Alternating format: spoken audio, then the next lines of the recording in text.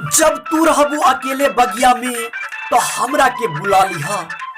जब तू रहबू अकेले बगिया में तो हमरा के बुला लिहा। काये करे जा हम तहरा के दिलवा से चाहत रहनी, हम तहरा के दिलवा से चाहत रहनी, तू हमरा के ना भुला जहिया।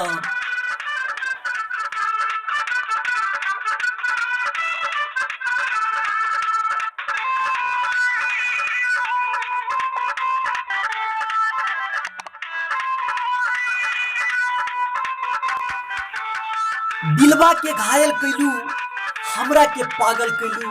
काये करे जा दिलवा के घायल कैलू, हमरा के पागल कैलू। दिलवा के घायल कैलू, हमरा के पागल कैलू। काये करे जा नीमन माल दिखा कर, नीमन माल दिखा कर हमरा के दीवाना कैलू। काये करे जा।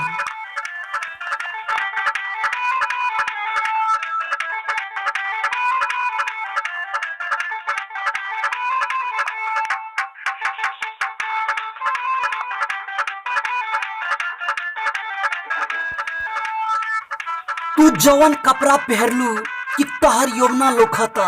काये करे जा तू जवन कपड़ा पहरलू कि तहर यौवना लोखता।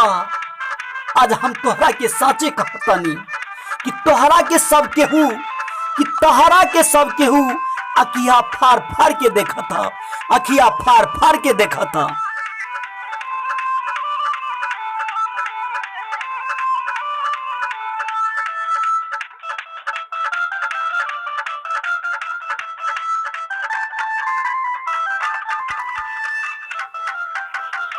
तू जवन चीजवा के छू देबू तो गुलाब के फूलवा बन जाई। तू जवन चीजवा के छू देबू तो गुलाब के फूलवा बन जाई। काये करे जा तू जकरा के दे देबू तो ओकरा के मन खुश हो जाई।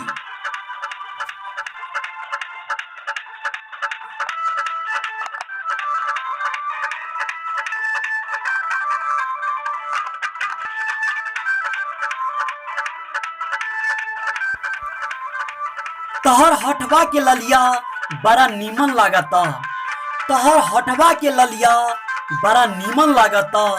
काये करे जा ऊपर के माल तो सुपर है, ऊपर के माल तो सुपर है, नीचे के सामान लोखता।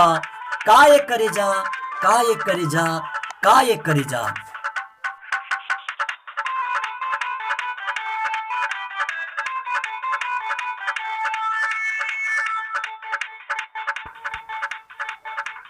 फैशन के कपड़ा पहिर के होठवा के लाल कैलू।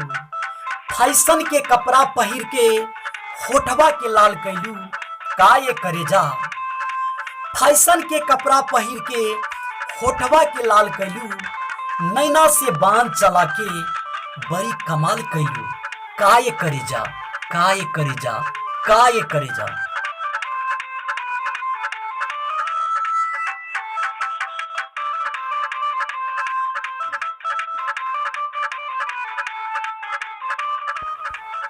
तहर मुस्कान तो हमरा के दिलवा में समायल बा।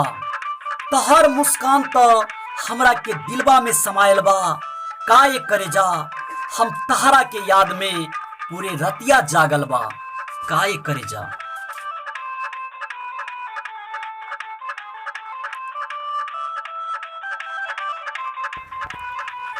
हम तहरा के बिना जिंदा न रह सको। काये करे जा। I love you, I love you, I love you, I love you, I love you।